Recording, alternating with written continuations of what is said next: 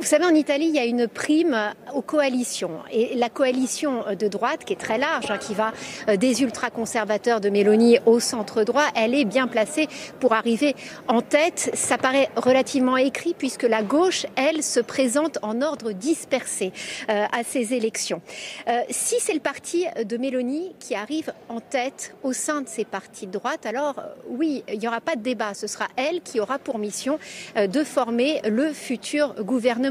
Et là encore, c'est le scénario que privilégiaient tous les derniers sondages. Il faut dire qu'au sein de la droite, il y a par exemple la Ligue de Matteo Salvini, les populistes, mais l'image de Salvini a considérablement pâli, souffert de ses participations au gouvernement. À droite, il y a aussi Silvio Berlusconi, Forza Italia, mais là les sondages ne le créditent plus que de quelques points dans les intentions de vote. Il reste deux inconnus ici, les indécis, qui étaient extrêmement nombreux avant le vote, et puis la participation. Au dernier pointage, elle est relativement similaire à la mi-journée à celle des dernières législatives en 2018. Sachez que Meloni, elle, n'a pas encore voté, elle ne le fera qu'en fin de journée. Il faut dire que les bureaux de vote ici ne ferment qu'à 23 heures. 23 heures. Oui. Effectivement, oui. C'est tard. On va vous voir toute la journée sur LCI, Magali. 23 heures, oui. On dit que cette Giorgia Meloni, on l'a dit, ex-fan de Mussolini, à la tête d'un parti post-fasciste, qu'elle inquiète l'Europe et notamment Ursula von der Leyen, qui nous dit qu'elle est prête qu'elle a des dispositifs en place comme pour la Hongrie, au cas où l'Italie ne respecterait pas les règles communautaires. Bon, est-ce que ces craintes sont réellement fondées ? Ce qui est sûr, c'est que son parti, Fratelli d'Italia, s'est monté sur les ruines de l'ancien parti post-fasciste de l'après-guerre. Quand elle était jeune militante dans ses rangs, eh bien, elle disait, oui, de Mussolini qu'il avait été un bon politicien, qu'il devait être contextualisé. Ce sont ses propres mots. Mais depuis, elle a considérablement gommé ce discours. Et elle le martèle, il n'y a plus de place pour les nostalgiques du fascisme dans les rangs de Fratelli d'Italia. La gauche, elle ici, elle n'y croit pas et a beaucoup fait campagne sur cette menace. Mais Giorgia Meloni, elle a passé son temps à rassurer les Italiens, les Européens, les milieux d'affaires. Et force est de constater qu'elle ne fait plus peur à beaucoup de monde. Ici, c'est ce que nous disent d'ailleurs les Italiens dans les bureaux de vote. On a tout essayé en Italie. Alors pourquoi pas elle, pourquoi pas une femme? On saura donc ce soir si elle a gagné son pari. Merci beaucoup Magali pour toutes ces précisions en direct depuis la belle ville de Rome. On a vu Silvio Berlusconi voter. On va revoir l'image.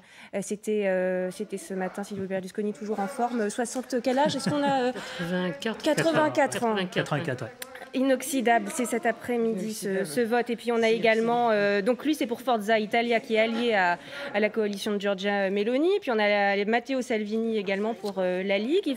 Ils ont à 3 entre 40 et 45% des voix. Bon, victoire qui n'est pas encore certaine, Magali nous le disait, mais qui reste probable. C'est une inquiétude pour vous, Maud Bréjon, l'arrivée de l'extrême droite au pouvoir en Italie, de cette coalition, après ce qu'on a vu en Suède, après les inquiétudes avec la Hongrie de Viktor Orban? C'est une inquiétude à double titre. D'une part, parce que ça s'inscrit, vous venez de le dire, dans une tendance qui prospère chez un certain nombre de nos alliés européens. Et puis, c'est une inquiétude quant à ce qu'on veut faire de cette Union européenne. Moi, ma conviction, c'est que la France ne peut pas être forte si l'Union européenne n'est pas grande.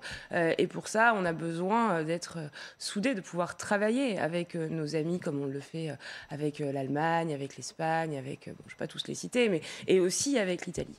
Et puis ça traduit aussi quelque chose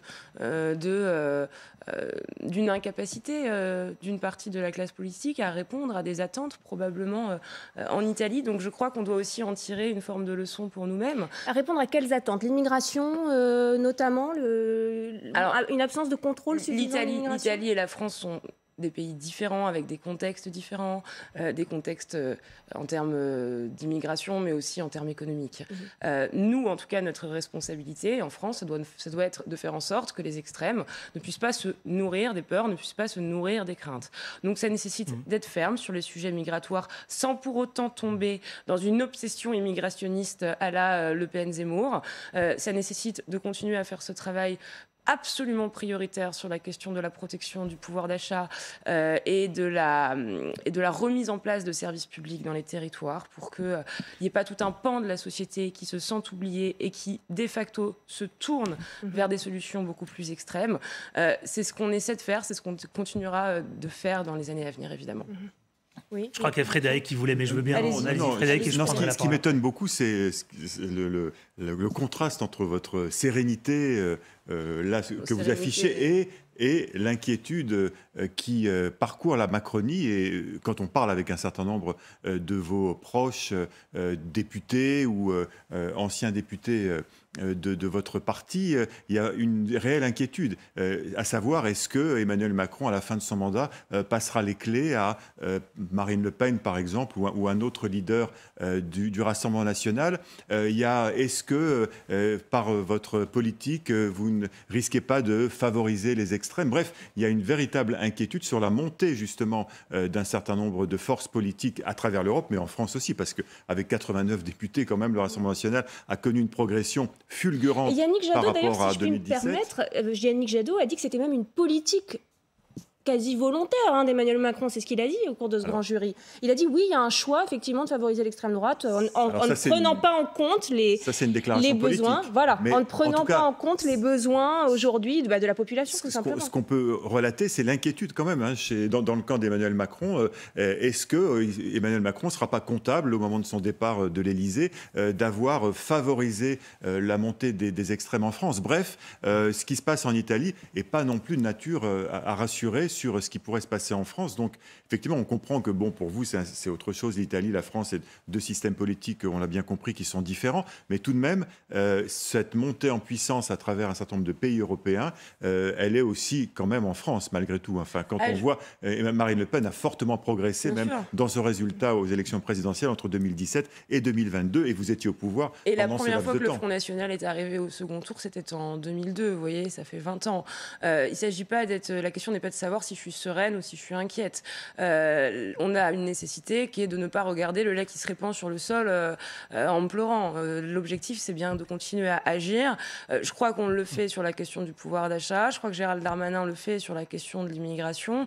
C'est repoussé quand même. L'immigration, c'est un sujet qui est embarrassant. Le sujet sur l'immigration a été repoussé quand même à l'année prochaine, alors qu'il était considéré à un moment comme prioritaire y compris par Emmanuel Macron. Le projet de loi de Gérald Darmanin à l'Assemblée. Un certain nombre de lois qui ont été votées lors du quinquennat précédent, notamment en matière de lutte contre le terrorisme. Il va y avoir un débat à l'Assemblée nationale et il y aura la LOPMI, la loi d'orientation et de programmation du ministère de l'Intérieur, qui doit permettre d'allouer 15 milliards d'euros supplémentaires au ministère de l'Intérieur sur 5 ans. Donc c'est un effort en matière de sécurité qui est absolument conséquent, avec l'objectif de doubler le nombre de forces de l'ordre présentes sur la voie publique. C'était un des grands engagements du président Emmanuel Macron lors de la dernière campagne présidentielle. Et effectivement, une loi qui arrivera spécifiquement sur la question de l'immigration, parce qu'aujourd'hui, on a un système qui ne fonctionne pas bien, notamment sur la question du droit d'asile, avec des procédures qui sont beaucoup trop longues, avec des gens qu'on n'accueille pas suffisamment bien, et en même temps d'autres qu'on n'arrive pas à raccompagner dans leur pays d'origine. Donc on a parfaitement conscience de ça. On estime que là-dessus, il y a besoin d'un débat à l'Assemblée nationale et effectivement d'une loi qui arrivera après. Donc on a 15 milliards de budget supplémentaires qui vont être votés dans quelques semaines et une loi sur l'immigration qui arrive en début 2023. Le tout dans la première année du second quinquennat. Je ne pense pas qu'on puisse dire qu'on joue la politique de l'autruche, loin de là. La crainte du moment, c'est effectivement la mise en œuvre d'une politique de l'extrême droite décomplexée.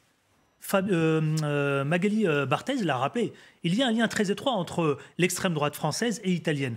Certains, d'ailleurs, c'est le fantasme, incarné par certaines personnalités ici de l'extrême droite. L'Italie aujourd'hui, pourquoi pas la France demain? Et effectivement, Frédéric Delpech l'a rappelé, c'est en train de s'installer, cette droite, de l'extrême droite décomplexée qui est en train de s'installer en France. Parce qu'on joue sur quoi? On joue sur... Aujourd'hui, l'Italie, et effectivement, ça se voit, et Magali l'a rappelé tout à l'heure, il y a à la fois une économie fragile, la crise causée par la flambée des prix, et puis l'Italie aussi, rappelons-le, croule sous une dette représentant 150% du PIB. Donc le plus élevé de la zone euro, après la Grèce, me semble-t-il. Donc autant dire qu'aujourd'hui... Effectivement, Marine Le Pen regarde ça avec beaucoup d'attention parce qu'elle se dit, ce qui est en train de se dérouler en Italie aujourd'hui, peut-être que demain, 2027, c'est pas demain, c'est dans les années à venir, 2027, potentiellement, l'extrême droite, le Rassemblement national, peut-être, donc évidemment aux portes du pouvoir.